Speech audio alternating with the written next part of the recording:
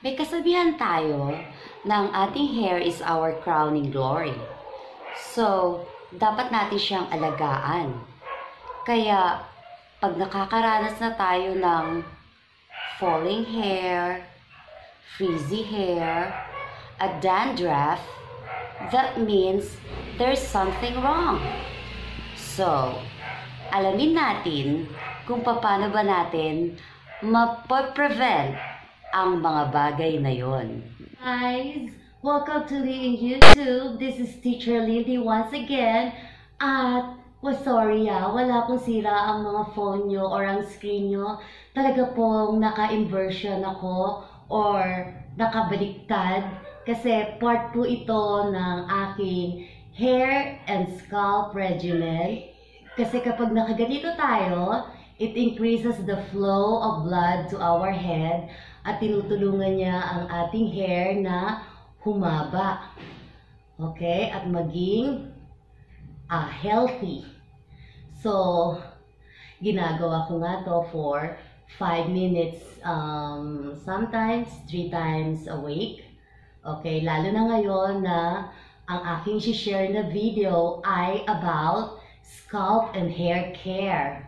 So, this is not really advisable sa mga mommies or mga ate natin, tita natin na merong vertigo or merong mga iniinom na mga maintenance. This is not advisable. Ito ay pwede mo lang gawin kapag,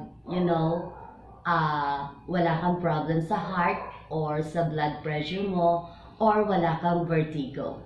Okay? So, since 5 minutes na, pwede na akong tumayo at makapag-usap na tayo ng maigi. But, before I do that, please, don't forget to subscribe to Kikay's channel, Teacher Lindy, wow!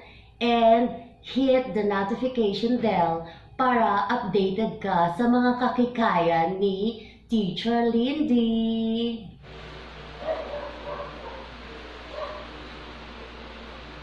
Okay?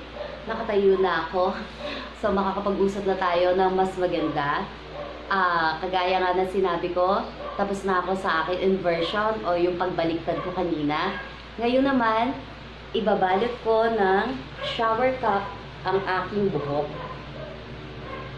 So, para saan ba yung shower cap? Ba't kailangan bang ibalot ang ulo mo ng shower cap? Diba pag sa parlor, nagpapa-hot oil ka,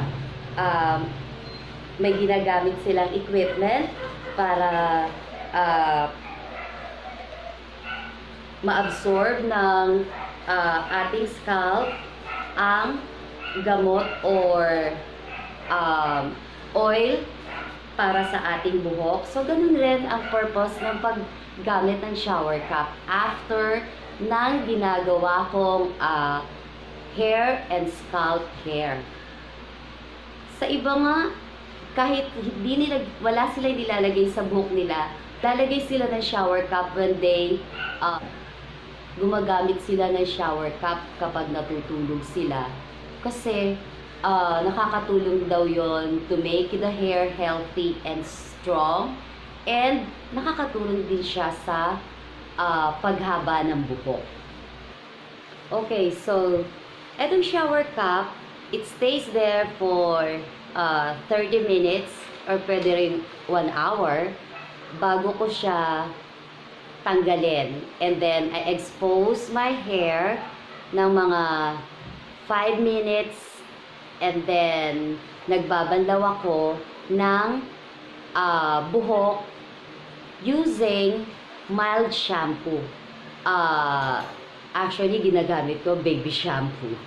So, ano nga ba ito nilagay na naman ni Teacher Lindy sa kanyang ulo for her scalp and hair care? Eto yon. Okay guys, these are the ingredients na gagamitin natin para sa ating hair and scalp care regimen. So, ano-ano itong mga to? We have here the aloe vera, castor oil, the virgin coconut oil, and etong nasa cup na to ay ang aking dinikdik at dinurog na dahon na malunggay. So, ano ba ang mga benefits na makukuha natin sa 4 na to? Ipapaliwanag ko sa inyo mamaya-maya.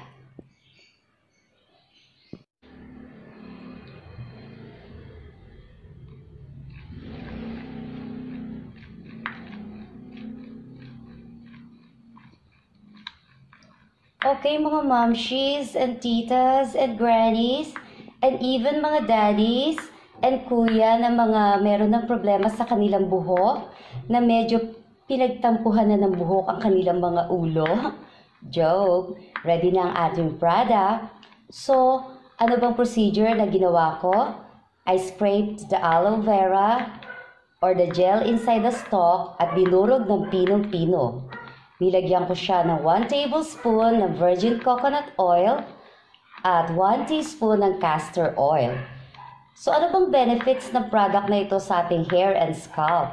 Since this product is rich in vitamins A, C, and E, plus also rich in antioxidant, maganda siyang gamitin sa ating buhok at anit. Pinalulusog niya both our hair and scalp. Ang aloe is also good for conditioning hair, and all the ingredients that we used here promote hair growth, plus remove and prevent dandruff. So, since ready na siya, pwede ko na siyang i-massage sa aking ulo.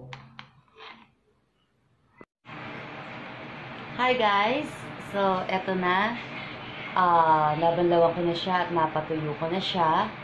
So, like what I've said, kailangan lang regular yung paggamit natin ng mga products na yon para gumanda at maging nourish ang ating scalp. Pag nourish ang scalp natin, syempre maganda rin ang magiging tubo ng hair natin.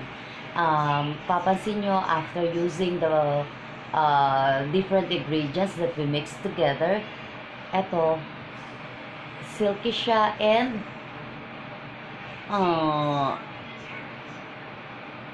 malambot. Okay, so I hope you won't forget to subscribe to my channel, Teach Lindy Wow, and hit the notification button so that you will be updated with the kakikayan of Teacher Lindy.